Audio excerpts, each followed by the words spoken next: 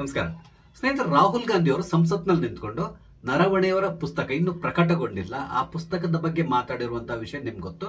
ಅವರ 4 stars of ಡೆಸ್ಟಿನಿಯಲ್ಲಿ ಇದೆ ಅನ್ನಲಾದಂತಹ ಕೆಲವೊಂದು ಅಂಶವನ್ನ ಸಂಸತ್ನಲ್ಲಿ ಪ್ರಸ್ತಾಪ ಮಾಡಿದ್ರು. ಅನಂತರ ಸಂಸತ್ತಿನ ಹೊರಗಡೆ ಕೂಡ ಪತ್ರಕರ್ತರ ಎದುರುಗಡೆ ನಿಂತ್ಕೊಂಡು ಆ ಪುಸ್ತಕವನ್ನು ತೋರಿಸಿ ಕೆಲವೊಂದು ಸಾಲುಗಳನ್ನು ಓದಿ ಹೇಳಿದ್ರು. ಇದೆಲ್ಲವೂ ನಿಮ್ಗೆ ಗೊತ್ತಿರುವಂತಹದ್ದು. ಆದ್ರೆ ನರವಣೆಯವರು ಇದಕ್ಕೆ ಸಂಬಂಧಪಟ್ಟಂತೆ ನಿನ್ನೆ ಒಂದು ಸ್ಪಷ್ಟೀಕರಣವನ್ನು ಕೊಟ್ಬಿಟ್ಟಿದ್ದಾರೆ. ಅವರು ಕೊಟ್ಟಂತ ಸ್ಪಷ್ಟೀಕರಣವನ್ನು ಕೇಳಿದಾಗ ರಾಹುಲ್ ಗಾಂಧಿ ಅವರು ಯಾವ ರೀತಿಯಾಗಿ ನಮ್ಮ ದೇಶದ ಜನತೆಯನ್ನ ಮಿಸ್ಗೈಡ್ ಮಾಡ್ತಾ ಇದ್ರು, ತಪ್ಪು ದಾರಿ ಎಳಿತಾ ಇದ್ದಾರೆ ಅನ್ನೋದು ಕ್ಲಿಯರ್ ಆಗ್ತಾ ಇದೆ. ಹಾಗಾದ್ರೆ ನರವಣೆ ಅವರು ಏನ್ ಹೇಳಿದ್ದಾರೆ, ಇದರಿಂದಾಗಿ ಮುಂದಿನ ದಿನಗಳಲ್ಲಿ ರಾಹುಲ್ ಗಾಂಧಿ ಅವರಿಗೆ ಯಾವ ರೀತಿಯಾದಂತಹ ಸಮಸ್ಯೆ ಉಂಟಾಗಬಹುದು, ಇದೆಲ್ಲದಕ್ಕೂ ಸಂಬಂಧಪಟ್ಟಂತೆ ಕೆಲವೊಂದು ವಿಷಯಗಳನ್ನ ನಾನು ನಿಮ್ ಜೊತೆ ಶೇರ್ ಮಾಡ್ಕೊತಾ ಇದ್ದೇನೆ. ಸ್ನೇಹಿತರೆ, ನಿಮ್ಮೆಲ್ಲರನ್ನು ಕಾಫಿ ಅಂತ ಡಿಜಿಟಲ್ ಚಾನಲ್ ಸ್ವಾಗತಿಸ್ತಾ ಇದ್ದೇನೆ. ಹಾಗೇನೆ ದಯವಿಟ್ಟು ನನ್ನ ಚಾನಲ್ ಸಬ್ಸ್ಕ್ರೈಬ್ ಮಾಡೋ ಮುಖಾಂತರ ನನಗೆ ಸಪೋರ್ಟ್ ಮಾಡಿ. ಸ್ನೇಹಿತರೆ, ರಾಹುಲ್ ಗಾಂಧಿ ಅವರು ಕಳೆದ 20-25 ವರ್ಷಗಳಿಂದ ರಾಜಕೀಯದಲ್ಲಿದ್ದಾರೆ. ಆದ್ರೆ ಅವರು ನಡ್ಕೊಳ್ತಾ ಇರುವಂತಹ ರೀತಿ, ಅವರು ಪಾರ್ಲಿಮೆಂಟ್ ನಲ್ಲಿ ನಿಂತ್ಕೊಂಡು ಮಾತಾಡುವಂತಹ ರೀತಿ, ಇದೆಲ್ಲದನ್ನು ನೋಡಿದಾಗ ತುಂಬಾ ಕ್ಲಿಯರ್ ಆಗಿ ನಮ್ಗೆ ಗೊತ್ತಾಗೋದೇನು ಅಂತ ಹೇಳಿದ್ರೆ, ಈತ ಇನ್ನೂ ಕೂಡ ಪರಿಪಕ್ವ ರಾಜಕಾರಣಿ ಆಗ್ಲಿಲ್ಲ. ಈತನ ನಾಲೆಜ್ ತುಂಬಾ ಲಿಮಿಟೆಡ್ ಆಗಿದೆ. ಕೇವಲ ಸದನಕ್ಕೆ ಬರುವ ಸಂದರ್ಭದಲ್ಲಿ ಏನೋ ಒಂದು 4 ಸಾಲುಗಳನ್ನ ಓದ್ಕೊಂಡು ಬಯಾರ್ಟ್ ಮಾಡ್ಕೊಂಡು ಇಲ್ಲಿ ಬಂದು ಹೇಳ್ಬಿಟ್ಟು ಹೋಗ್ತಾರೆ ಹೊರತು ಅವರಿಗೆ ಅದ್ರ ಬಗ್ಗೆ ಸಂಪೂರ್ಣವಾದಂತಹ ಮಾಹಿತಿ ಇರೋದಿಲ್ಲ. ಈ ರೀತಿಯಾಗಿ ಖಂಡಿತವಾಗಿ ಎಲ್ರಿಗೂ ಗೊತ್ತಾಗ್ತದೆ. ಎಲ್ಲದಕ್ಕಿಂತ ಪ್ರಮುಖವಾಗಿ ಏನಾದ್ರೂ ಕಾಂಪ್ಲಿಕೇಟೆಡ್ ವಿಷಯ ಇದ್ರೆ, ಫಾರ್ ಎಕ್ಸಾಂಪಲ್ ಬಜೆಟ್ ಬಗ್ಗೆ ಮಾತಾಡೋದಿದ್ರೆ ಇವ್ರ ಕೈಲಿ ಮಾತಾಡ್ಲಿಕ್ಕೆ ಸಾಧ್ಯ ಆಗಲ್ಲ. ಕಾರಣ ಏನು ಅಂತ ಹೇಳಿದ್ರೆ, ಬಜೆಟ್ ಬಗ್ಗೆ ಮಾತಾಡಬೇಕು ಅಂದ್ರೆ ಬಹಳಷ್ಟು ತಯಾರಿಯನ್ನ ಮಾಡ್ಕೋಬೇಕಾಗ್ತದೆ, ಫಿಗರ್ಸ್ ಗಳ ಬಗ್ಗೆ ಮಾತಾಡಬೇಕಾಗ್ತದೆ. ಆದ್ರೆ ರಾಹುಲ್ ಗಾಂಧಿ ಅವರಿಗೆ ಅದಕ್ಕೆಲ್ಲ ವ್ಯವಧಾನ ಇಲ್ಲ. ಹಾಗಾಗಿ ಅವರು ಅಲ್ಲಿ ಏನಾದ್ರೂ ಒಂದು ವಿವಾದಾತ್ಮಕವಾದಂತಹ ಹೇಳಿಕೆಯನ್ನು ಕೊಡೋ ಮುಖಾಂತರ ಸದನದ ದಾರಿಯನ್ನು ತಪ್ಪಿಸುವಂತಹ ಪ್ರಯತ್ನವನ್ನ ಮಾಡ್ತಾರೆ. ಇದನ್ನ ನಾವು ಹಲವಾರು ಅಧಿವೇಶನಗಳಲ್ಲಿ ನೋಡಿದ್ದೇವೆ. ಅದೇ ರೀತಿಯಲ್ಲಿ ಮೊನ್ನೆ ಅಧಿವೇಶನದಲ್ಲಿ ಕೂಡ ಅಷ್ಟೇ ನರವಣೆಯವರ ಇನ್ನೂ ಪ್ರಕಟಗೊಳ್ಳದೇ ಇರುವಂತಹ 4 ಸ್ಟಾರ್ಸ್ ಆಫ್ ಡೆಸ್ಟಿನಿ ಪುಸ್ತಕದಲ್ಲಿದೆ ಎನ್ನಲಾದಂತಹ ಕೆಲವೊಂದು ಸಾಲುಗಳ ಬಗ್ಗೆ ಅವರು ಅಲ್ಲಿ ಉಲ್ಲೇಖಿಸಿದ್ರು. ಇಲ್ಲಿ ರಾಹುಲ್ ಗಾಂಧಿ ಅವರು ಏನ್ ಹೇಳಿದ್ರು ಅನ್ನೋದು ಕೂಡ ನಿಮ್ಗೆ ಗೊತ್ತಿದೆ. ಗಲ್ವಾನ್ ಕಣಿವೆಯಲ್ಲಿ ಚೀನಾದ ಟ್ಯಾಂಕ್ಗಳು ಭಾರತದ ಗಡಿಯತ್ತ ಬರ್ತಾ ಇತ್ತು. ಈ ವಿಷಯ ನರವಣೆಯವರಿಗೆ ಗೊತ್ತಾದ ತಕ್ಷಣ ಅವರು ರಕ್ಷಣಾ ಸಚಿವರಿಗೆ ಫೋನ್ ಮಾಡಿ, ಚೈನಾ ಗಡಿಯಲ್ಲಿ ಈ ರೀತಿ ಆಗ್ತದೆ, ನಾವು ಏನ್ ಮಾಡಬೇಕು, ಯಾವ ರೀತಿಯಾಗಿ ನಾವು ರಿಟಾಲಿಯೇಟ್ ಮಾಡಬೇಕು, ನಮಗೆ ಸೂಕ್ತವಾದಂತಹ ಆರ್ಡರ್ಸ್ ನ ಕೊಡಿ ಅಂತ ಹೇಳಿ ಕೇಳಿದ್ರು. ಅದಾದ್ಮೇಲೆ ಹೆಚ್ಚು ಕಡಿಮೆ 1-1.5 ಗಂಟೆ ಆದ್ಮೇಲೆ ನರವಣೆಯವರಿಗೆ ರಕ್ಷಣಾ ಸಚಿವರು ಒಂದು ಸಂದೇಶವನ್ನು ಕೊಟ್ಟರು. ಜೋ ಉಚಿತ್ ಸಮಜೋ ವೋ ಕರೋ ಅಂತ ಹೇಳ್ಕೊಂಡು, ಅಂದ್ರೆ ನಿಮ್ಗೆ ಏನು ಸರಿ ಅನ್ಸ್ತದೋ ಅದನ್ನ ನೀವು ಮಾಡಿ ಅಂತ ಹೇಳ್ಕೊಂಡು ಅವರಿಗೆ ಫ್ರೀ ಹ್ಯಾಂಡ್ ಕೊಟ್ಬಿಟ್ರು. ನೀವು ಅವ್ರ ಮೇಲೆ ದಾಳಿ ಮಾಡ್ತೀರಾ, ಅವ್ರನ್ನ ಕೊಲ್ತೀರಾ, ಅಥವಾ ಅವ್ರನ್ನ ಮನವೊಲಿಸಿ ವಾಪಸ್ ಕಳಿಸ್ತೀರಾ, ಏನ್ ಬೇಕಾದ್ರೂ ಮಾಡಬಹುದು, ನಿಮ್ ಇಷ್ಟ ಅಂತ ಹೇಳ್ಕೊಂಡು ಈ ರೀತಿಯಾಗಿ ಫ್ರೀ ಹ್ಯಾಂಡ್ ಅನ್ನ ಕೊಟ್ಟರು ಅಂತ ಹೇಳ್ತಾರೆ. ಆದ್ರೆ ಇಲ್ಲಿ ರಾಹುಲ್ ಗಾಂಧಿ ಅವರು ಏನ್ ಹೇಳಿದ್ರು ಅಂತ ಹೇಳಿದ್ರೆ, ಸೇನೆಗೆ ಸರಿಯಾದಂತ ಸೂಚನೆಯನ್ನ ನಮ್ಮ ಸರ್ಕಾರ ಕೊಡ್ಲಿಲ್ಲ, ಅದಕ್ಕೆ ಬದಲಾಗಿ ಅವ್ರನ್ನ ನಡು ನೀರಿನಲ್ಲಿ ಕೈ ಬಿಟ್ರು, ಈ ರೀತಿಯಾಗಿ ಬಿಂಬಿಸ್ಲಿಕ್ಕೆ ಪ್ರಯತ್ನಿಸಿದ್ರು. ಆ ನಂತರ ಏನೆಲ್ಲ ನಡೀತು ಅನ್ನೋದು ನಿಮ್ಗೆ ಗೊತ್ತಿದೆ. ಇನ್ನು ಪ್ರಕಟಗೊಳ್ಳದೇ ಇರುವಂತಹ ಪುಸ್ತಕದ ಬಗ್ಗೆ ಸಂಸತ್ನಲ್ಲಿ ಮಾತಾಡುವಾಗಿಲ್ಲ ಅಂತ ಹೇಳಿದ್ರು. ಅದೇ ಸಂದರ್ಭದಲ್ಲಿ ರಾಹುಲ್ ಗಾಂಧಿ ಅವರು ಇನ್ನೊಂದು ಮಾತನ್ನ ಹೇಳಿದ್ರು. ಈ ಆರ್ಟಿಕಲ್ ಕ್ಯಾರವನ್ ನಲ್ಲಿ ಪ್ರಿಂಟ್ ಆಗಿದೆ, ಕ್ಯಾರವನ್ ನಲ್ಲಿ ಪ್ರಿಂಟ್ ಆಗಿರೋದನ್ನ ನಾನು ನಿಮ್ಗೆ ಇಲ್ಲಿ ಓದಿ ಹೇಳ್ತಾ ಇದ್ದೇನೆ ಅಂತ ಹೇಳಿದ್ರು. ಆನಂತರ ಆ ಲೇಖನದಲ್ಲಿ ಹೆಸರು ಹೇಳಲು ಇಚ್ಛಿಸದ ಓರ್ವ ವ್ಯಕ್ತಿ ನಮ್ಗೆ ಇದಕ್ಕೆ ಸಂಬಂಧಪಟ್ಟಂತೆ ಮಾಹಿತಿಯನ್ನ ಕೊಟ್ಟಿದ್ದಾರೆ ಅಂತ ಹೇಳ್ಕೊಂಡು ಮೆನ್ಷನ್ ಮಾಡಿದ್ದಾರೆ.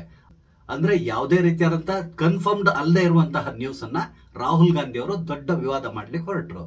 ಮರುದಿನ ಸಂಸತ್ತಿನ ಹೊರಗಡೆ ರಾಹುಲ್ ಗಾಂಧಿ ಅವರು ಆ ಪುಸ್ತಕವನ್ನು ಕೂಡ ಪ್ರದರ್ಶನ ಮಾಡಿದ್ರು. ಆದ್ರೆ ಈ ಪುಸ್ತಕದ ಪ್ರಕಟಣೆಯ ರೈಟ್ಸ್ ಅನ್ನ ಪಡೆದಿರುವಂತಹ ಪೆಂಗ್ವಿನ್ ಸಂಸ್ಥೆ ಕ್ಲಿಯರ್ ಆಗಿ ಹೇಳ್ತು, ನಾವು ಯಾವುದೇ ಪುಸ್ತಕವನ್ನ ಇಲ್ಲಿವರೆಗೂ ಕೂಡ ಪ್ರಕಟಿಸಲಿಲ್ಲ, ಆ ಪುಸ್ತಕದ ಸಂಪೂರ್ಣ ಹಕ್ಕು ಸ್ವಾಮ್ಯ ನಮ್ಮ ಬಳಿಯಲ್ಲಿದೆ, ನಾವು ಯಾವುದೇ ಆರ್ಟಿಕಲ್ ಗಳನ್ನ ಕೂಡ ಪಬ್ಲಿಷ್ ಮಾಡಿಲ್ಲ, ರಾಹುಲ್ ಗಾಂಧಿ ಅವರು ಪ್ರದರ್ಶಿಸ್ತಾ ಇರುವಂತಹ ಪುಸ್ತಕಕ್ಕೂ ನಮಗೂ ಸಂಬಂಧ ಇಲ್ಲ, ಇದಿನ್ನು ಪ್ರಕಟಗೊಳ್ಳದೇ ಇರುವಂತಹ ಪುಸ್ತಕ. ಒಂದ್ ವೇಳೆ ಯಾರಾದ್ರೂ ಈ ಪುಸ್ತಕದಲ್ಲಿ ಇರುವಂತಹ ವಿಷಯವನ್ನ ಹೊರಗಡೆ ಹೇಳಿದ್ರೆ ಅದು ಕೃತಿ ಚೋರಿ ಆಗ್ತದೆ, ಅವರ ಮೇಲೆ ನಾವು ಆಕ್ಷನ್ ತಗೊಳ್ತೇವೆ, ಈ ರೀತಿಯಾದಂತಹ ಹೇಳಿಕೆಯನ್ನ ಪೆಂಗ್ವಿನ್ ಸಂಸ್ಥೆ ಕೂಡ ಕೊಡ್ತು. ಇದಕ್ಕೆ ಸಂಬಂಧಪಟ್ಟಂತೆ ರಾಹುಲ್ ಗಾಂಧಿ ಅವರನ್ನ ಪತ್ರಕರ್ತರು ಪ್ರಶ್ನೆ ಮಾಡಿದ ಸಂದರ್ಭದಲ್ಲಿ, ನೀವು ಪೆಂಗ್ವಿನ್ ಸಂಸ್ಥೆಯನ್ನು ನಂಬ್ತೀರಾ ಅಥವಾ ಜನರಲ್ ನರವಣೆ ಅವರನ್ನು ನಂಬ್ತೀರಾ, ಈ ರೀತಿಯಾಗಿ ಕೂಡ ಪ್ರಶ್ನೆ ಮಾಡಿದ್ರು. ಅಂದ್ರೆ ಇಲ್ಲಿ ಪೆಂಗ್ವಿನ್ ಸಂಸ್ಥೆಯವರು ಸುಳ್ಳು ಹೇಳ್ತಾ ಇದ್ದಾರೆ, ಸೇನಾ ಮುಖ್ಯಸ್ಥ ನರವಣೆ ಅವರು ಹೇಳಿರೋದೇ ಸತ್ಯ, ಇಲ್ಲಿ ಪೆಂಗ್ವಿನ್ ಸಂಸ್ಥೆ ಹೇಳಿರೋದು ಸುಳ್ಳು, ಈ ರೀತಿಯಾಗಿ ಬಿಂಬಿಸ್ಲಿಕ್ಕೆ ಪ್ರಯತ್ನಿಸಿದ್ರು. ಇದೆಲ್ಲದು 2 ವಾರದ ಹಿಂದೆ ನಡೆದಂತಹ ವಿದ್ಯಮಾನಗಳಾದ್ರೆ, ಈಗ ಲೇಟೆಸ್ಟ್ ಆಗಿ ನರವಣೆ ಅವರು ಒಂದು ಸಂದರ್ಶನದಲ್ಲಿ ರಾಹುಲ್ ಗಾಂಧಿ ಅವರಿಗೆ ತಪ್ರಾಕಿ ಕೊಟ್ಟಿದ್ದಾರೆ ಅಂತಾನೆ ಹೇಳ್ಬೋದು. ನರವಣೆ ಅವರನ್ನ ಈ ಪುಸ್ತಕಕ್ಕೆ ಸಂಬಂಧಪಟ್ಟಂತೆ ಪ್ರಶ್ನೆಗಳನ್ನ ಕೇಳಿದಾಗ, ನಾನು ಇದಕ್ಕೆ ಜವಾಬ್ದಾರನಲ್ಲ, ರಾಹುಲ್ ಗಾಂಧಿ ಅವರು ಬಾಯಿಗೆ ಬಂದಾಗೆ ಬೀದಿಯಲ್ಲಿ ನಿಂತ್ಕೊಂಡು ಮಾತಾಡಿದ್ರೆ ಅದಕ್ಕೂ ನಾನು ಜವಾಬ್ದಾರನಲ್ಲ, ಯಾವ್ದಾದ್ರು ವೆಬ್ಸೈಟ್ ನಲ್ಲಿ ಅಥವಾ ಯಾವ್ದಾದ್ರು ಪೇಪರ್ ನಲ್ಲಿ ಅದಕ್ಕೆ ಸಂಬಂಧಪಟ್ಟಂತೆ ಯಾವ್ದಾದ್ರು ಲೇಖನಗಳು ಬಂದ್ರೆ ಅದಕ್ಕೂ ನನಗೂ ಸಂಬಂಧ ಇಲ್ಲ, ಈ ರೀತಿಯಾಗಿ ಹೇಳಿದ್ರು. ಹಾಗೇನೆ ರಾಹುಲ್ ಗಾಂಧಿ ಪದೇ ಪದೇ ಹೇಳ್ತಾ ಇದ್ರಲ್ಲ, ಭಾರತದ 12,000 ಚದರ ಕಿಲೋಮೀಟರ್ ಭೂಮಿಯನ್ನ ಚೈನಾ ಆಕ್ರಮಿಸ್ಕೊಂಡು ಕೂತ್ಕೊಂಡಿದೆ ಅಂತ ಹೇಳಿದ್ರಲ್ಲ. ರಾಹುಲ್ ಗಾಂಧಿ ಅವರು ಈ ಒಂದು ಹೇಳಿಕೆಗೂ ಕೂಡ ನರವಣೆ ಅವರು ಪ್ರತ್ಯುತ್ತರವನ್ನು ಕೊಟ್ಟಿದ್ದಾರೆ. ನರವಣೆ ಅವರು ಏನ್ ಹೇಳಿದ್ರು ಅಂತ ಹೇಳಿದ್ರೆ, ಬೇಕಾದ್ರೆ ಚೀನಾವನ್ನೇ ಹೋಗಿ ಕೇಳಲಿ, ನಮ್ಮ ದೇಶದ ಒಂದೇ ಒಂದು ಇಂಚು ಜಾಗವನ್ನ ನಾವು ಚೀನಾಕ್ಕೆ ಬಿಟ್ಕೊಟ್ಟಿಲ್ಲ, ನಮ್ಮ ಗಡಿಗಳು ಅತ್ಯಂತ ಸುರಕ್ಷಿತವಾಗಿದೆ, ಈ ರೀತಿಯಾಗಿ ಹೇಳಿಕೆಯನ್ನ ಕೊಟ್ಟಿದ್ದಾರೆ. ಅಂದ್ರೆ ಇಲ್ಲಿ ರಾಹುಲ್ ಗಾಂಧಿ ಅವರು ಏನ್ ಹೇಳ್ತಾ ಇದ್ದಾರೆ ಅದು ಸುಳ್ಳು ಅಂತ ತಿಳ್ಕೊಂಡಾಯ್ತು. ರಾಹುಲ್ ಗಾಂಧಿ ಅವರು ಹೇಳಿದ್ರಲ್ಲ, ನರವಣೆ ಅವ್ರ ಮಾತನ್ನ ನಂಬ್ತೀರಾ ಅಥವಾ ಪೆಂಗ್ವಿನ್ ಸಂಸ್ಥೆಯವ್ರ ಮಾತನ್ನ ನಂಬ್ತೀರಾ ಅಂತೇಳಿ. ಈಗ ನಾವು ಯಾರ ಮಾತನ್ನ ನಂಬಬೇಕು? ನರವಣೆ ಅವ್ರ ಮಾತನ್ನ ನಂಬಬೇಕಾ ಅಥವಾ ರಾಹುಲ್ ಗಾಂಧಿ ಅವ್ರ ಮಾತನ್ನ ನಂಬಬೇಕಾ? ಕಾರಣ ಏನು ಅಂತ ಹೇಳಿದ್ರೆ, ನರವಣೆ ಅವರು ಸೇನಾ ಮುಖ್ಯಸ್ಥರಾಗಿದ್ದಂಥವ್ರು, ಗಡಿ ಭಾಗದಲ್ಲಿ ಏನ್ ನಡೀತಾ ಇದೆ ಅನ್ನುವ ಪ್ರತಿ ದಿನದ ಅಪ್ಡೇಟ್ಸ್ ಅವ್ರಿಗೆ ಬರ್ತಾ ಇರ್ತದೆ. ಹಾಗಾಗಿ ಇಲ್ಲಿ ನರವಣೆ ಅವ್ರನ್ನ ನಾವು ನಂಬಬೇಕಾಗ್ತದೆ. ಆದ್ರೆ ಅದಕ್ಕೆ ಬದಲಾಗಿ ಚೀನಾದ ಪರವಾಗಿ ಬ್ಯಾಟಿಂಗ್ ಮಾಡುವಂತಹ ರಾಹುಲ್ ಗಾಂಧಿ ಅಂತಹ ಯಾವುದೇ ರಾಜಕಾರಣಿಯನ್ನ ನಾವು ನಂಬಬೇಕಾದಂತಹ ಅವಶ್ಯಕತೆ ಇಲ್ಲ. ಹಾಗೇನೆ ರಾಹುಲ್ ಗಾಂಧಿ ಅವರು ಆಗಾಗ ಕೊಡ್ತಾ ಇರುವಂತಹ ಹೇಳಿಕೆಗಳು ಯಾವಾಗಲೂ ಕೂಡ ವಿವಾದದ ಸ್ವರೂಪವನ್ನ ಪಡ್ಕೊಳ್ಳುವಂತಹದ್ದು. ಎಲ್ಲಕ್ಕಿಂತ ಪ್ರಮುಖವಾಗಿ ಇವರು ಯಾವಾಗಲೂ ಚೀನಾದ ಪರವಾಗಿಯೇ ಹೇಳಿಕೆಗಳನ್ನು ಕೊಡುವಂತಹದ್ದು.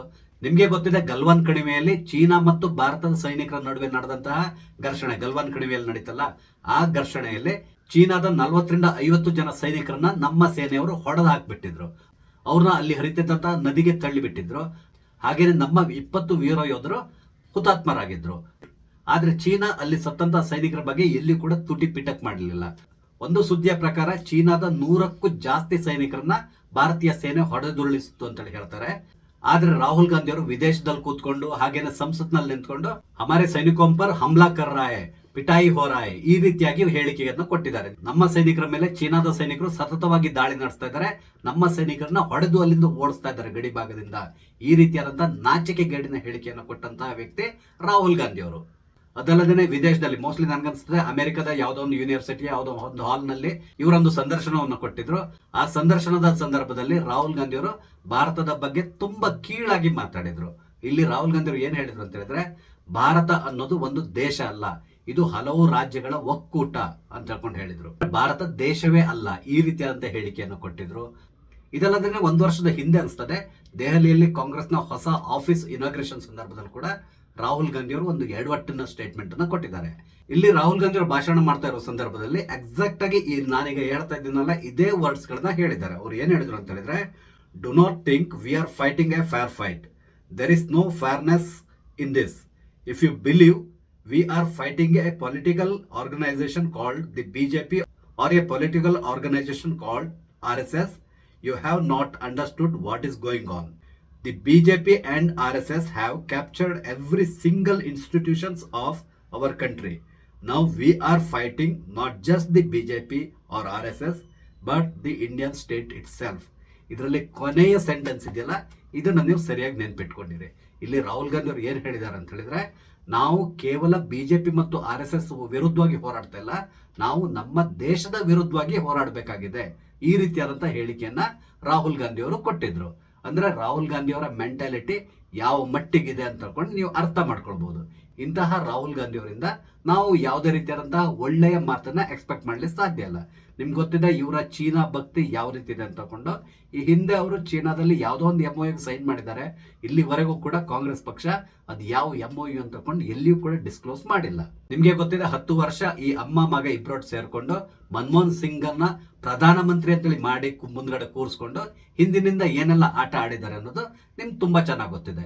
ನನ್ಗೆ ತುಂಬಾ ಆಶ್ಚರ್ಯ ಆಗೋದೇನು ಅಂತ ಹೇಳಿದ್ರೆ, ಬಹಳಷ್ಟು ಜನ ಮನಮೋಹನ್ ಸಿಂಗ್ ಅನ್ನ ಓರ್ವ ಉತ್ತಮ ಆರ್ಥಿಕ ತಜ್ಞ ಅಂತ ಕೊಂಡು ಹೇಳ್ತಾರೆ, ಹಾಗೇನೆ ಅವ್ರನ್ನ ಬಹಳಷ್ಟು ಹಾಡಿ ಹೊಗಳ್ತಾ ಇದ್ದಾರೆ. ಆದ್ರೆ ಮನಮೋಹನ್ ಸಿಂಗ್ ಅವರು ಇದ್ದಂತಹ 10 ವರ್ಷದಲ್ಲಿ ಭಾರತದ ಪರಿಸ್ಥಿತಿ ಯಾವ ಮಟ್ಟಿಗೆ ಹೋಗಿತ್ತು ಅನ್ನೋದನ್ನ ನಾವು ಸ್ವಲ್ಪ ಸ್ಟಡಿ ಮಾಡಿ ನೋಡಿದ್ರೆ ಗೊತ್ತಾಗ್ತದೆ. ಮನಮೋಹನ್ ಸಿಂಗ್ ಅವರು ಪ್ರಧಾನಮಂತ್ರಿ ಹುದ್ದೆಯಿಂದ ಕೆಳಗಿಳಿಯುವ ಸಂದರ್ಭದಲ್ಲಿ ಭಾರತದ ಆರ್ಥಿಕ ಪರಿಸ್ಥಿತಿ ಅತ್ಯಂತ ನಾಜೂಕಿನ ಸ್ಥಿತಿಗೆ ತಲುಪಿತ್ತು. ಅಂದ್ರೆ ಫ್ರೇಜಿಲ್ ಎಕಾನಮಿ ಅಂತ ಹೇಳ್ತಾರಲ್ಲ, ಆ ಪರಿಸ್ಥಿತಿಯಲ್ಲಿ ಇದ್ದಿತ್ತು. ಆದ್ರೆ ಬಹಳಷ್ಟು ಜನ ಹೇಳೋದೇನು ಅಂತ ಹೇಳಿದ್ರೆ, ಮನಮೋಹನ್ ಸಿಂಗ್ ಒಬ್ಬ ಉತ್ತಮ ಆರ್ಥಿಕ ತಜ್ಞ, ಆತ ಓರ್ವ ಶ್ರೇಷ್ಠ ನಾಯಕ, ಈ ರೀತಿಯಾಗಿ ಹೇಳ್ತಾರೆ. ಅವ್ರು ನಮ್ ಜೊತೆಗೆಲ್ಲ ಸತ್ತೋಗಿದ್ದಾರೆ, ಅವ್ರ ಬಗ್ಗೆ ನಾವು ಮಾತಾಡಬಾರ್ದು. ಆದ್ರೂ ಕೂಡ ಓರ್ವ ಆರ್ಥಿಕ ತಜ್ಞನಾಗಿದ್ದಿದ್ರೆ, ಅವರು ಸರಿಯಾದ ರೀತಿಯಲ್ಲಿ ಆಡಳಿತವನ್ನ ನಡೆಸಿದ್ರೆ ಖಂಡಿತವಾಗಿ ಭಾರತ ಆ ಸ್ಟೇಜಿಗೆ ಹೋಗ್ತಾ ಇರಲಿಲ್ಲ. ಆದ್ರೆ ಇಲ್ಲಿ ಮನಮೋಹನ್ ಸಿಂಗ್ ಅವ್ರನ್ನ ಎದುರುಗಡೆ ಕೂರಿಸ್ಕೊಂಡು ಇವ್ರ ಹಿಂದ್ಗಡೆಯಿಂದ ಏನೆಲ್ಲ ಬೇಕು ಎಲ್ಲಾ ರೀತಿಯಾದಂತಹ ಆಟವನ್ನ ಆಡ್ಕೊಂಡಿದ್ದಂತವ್ರು. ಇಲ್ಲಿ ಬೇಸರ ಆಗುವಂತ ಸಂಗತಿ ಏನು ಅಂತ ಹೇಳಿದ್ರೆ, ಮನಮೋಹನ್ ಸಿಂಗ್ ಅವ್ರಿಗೆ ಕೂಡ ತುಂಬಾ ಚೆನ್ನಾಗಿ ಗೊತ್ತಿತ್ತು ತನಗೆ ಇಲ್ಲಿ ಯಾವುದೇ ರೀತಿಯಾದ ಅಧಿಕಾರ ಇಲ್ಲ ಅಂತೇಳಿ. ಆದ್ರೆ ನಾಚಿಕೆ ಗೆಟ್ಟವರ ತರ ಅವರು ಪ್ರಧಾನಮಂತ್ರಿ ಕುರ್ಚಿಯಲ್ಲಿ ಅವ್ರು 10 ವರ್ಷ ಕಣ್ಣು ಮುಚ್ಕೊಂಡು ಧೃತರಾಷ್ಟ್ರನ ಕೂತ್ಕೊಂಡ್ರು ಅನಿಸ್ತದೆ. ಆದ್ರಿಂದಾಗಿ ಭಾರತದ ಪರಿಸ್ಥಿತಿ ಅಧೋಗತಿಗೆ ಉಳಿತು. ಹಾಗೇನೆ ಕಾಂಗ್ರೆಸ್ ಮತ್ತು ಅದರ ಜೊತೆ ಇದ್ದಂತಹ ಮಿತ್ರ ಪಕ್ಷಗಳು ಸೇರ್ಕೊಂಡು ದೇಶವನ್ನ ಲೂಟಿ ಮಾಡಿದ್ರು. ನಿಮ್ಗೆ ಗೊತ್ತಿದೆ ಆ ಸಂದರ್ಭದಲ್ಲಿ ಎಷ್ಟೊಂದು ಹಗರಣಗಳು ನಡೀತು ಅಂತೇಳಿ. ಇದನ್ನೆಲ್ಲ ನೋಡ್ಕೊಂಡು ಧೃತರಾಷ್ಟ್ರ ಅಂತಾರ ಈ ಆಕ್ಸಿಡೆಂಟಲ್ ಪ್ರೈಮ್ ಮಿನಿಸ್ಟರ್ ಆಗಿರುವಂತಹ ಮನಮೋಹನ್ ಸಿಂಗ್ ಅವರು ಕೂತ್ಕೊಂಡಿದ್ರು. ಆದ್ರೆ ನಮ್ಮಲ್ಲಿ ಬಹಳಷ್ಟು ಜನ ಮನಮೋಹನ್ ಸಿಂಗ್ ಅವರ ಅಭಿಮಾನಿಗಳಿದ್ದಾರೆ. ಅವ್ರ ಬಗ್ಗೆ ಇತ್ತೀಚಿನ ದಿನಗಳಲ್ಲಿ ಸ್ವಲ್ಪ ನಾನು ಸ್ಟಡಿ ಮಾಡ್ಲಿಕ್ಕೆ ಪ್ರಾರಂಭ ಮಾಡಿದ್ದೇನೆ. ಕೆಲವೊಂದು ಆರ್ಟಿಕಲ್ಗಳು ಹಾಗೇನೆ ಕೆಲವೊಂದು ಇಂಟರ್ವ್ಯೂಸ್ ಎಲ್ಲದನ್ನು ನೋಡ್ತಾ ಇದ್ದೇನೆ. ಮುಂದೊಂದು ದಿನ ಮನಮೋಹನ್ ಸಿಂಗ್ ಅವರ ಕಾಲದಲ್ಲಿ ಏನೆಲ್ಲ ನಡೆದಿತ್ತು, ಈ ವ್ಯಕ್ತಿ ನಿಜವಾಗ್ಲೂ ಕ್ಲೀನ್ ಹ್ಯಾಂಡ್ ವ್ಯಕ್ತಿನ ಅಥವಾ ಅವರು ಏನಾದ್ರೂ ಭ್ರಷ್ಟಾಚಾರದಲ್ಲಿ ತೊಡಗಿಕೊಂಡಿದ್ದಾರಾ, ಇದಕ್ಕೆ ಸಂಬಂಧಪಟ್ಟಂತೆ ಮುಂದೆ ಯಾವತ್ತೂ ಒಂದಿನ ನಾನು ಮಾತಾಡ್ತೇನೆ. ಯುವ ಕಾಂಗ್ರೆಸ್ನ ಕೆಲವು ಕಾರ್ಯಕರ್ತರು ಇಡೀ ದೇಶ ತಲೆ ತಗ್ಗಿಸುವ ರೀತಿಯಲ್ಲಿ ನಡ್ಕೊಂಡಿದ್ದಾರೆ. ನಿಮ್ಗೆ ಗೊತ್ತಿದೆ, ದೆಹಲಿಯಲ್ಲಿ ಎಐ ಇಂಪ್ಯಾಕ್ಟ್ ಸಮಿಟ್ ನಡೀತಾ ಇದೆ. ಈ ಸಮಾವೇಶದಲ್ಲಿ ಫ್ರಾನ್ಸ್ನ ಅಧ್ಯಕ್ಷರು ಭಾಗವಹಿಸಿದ್ದಾರೆ, ಹಾಗೇನೆ ಹಲವಾರು ಕಂಪನಿಗಳ ಸಿಇಒಗಳು ಭಾಗವಹಿಸಿದ್ದಾರೆ.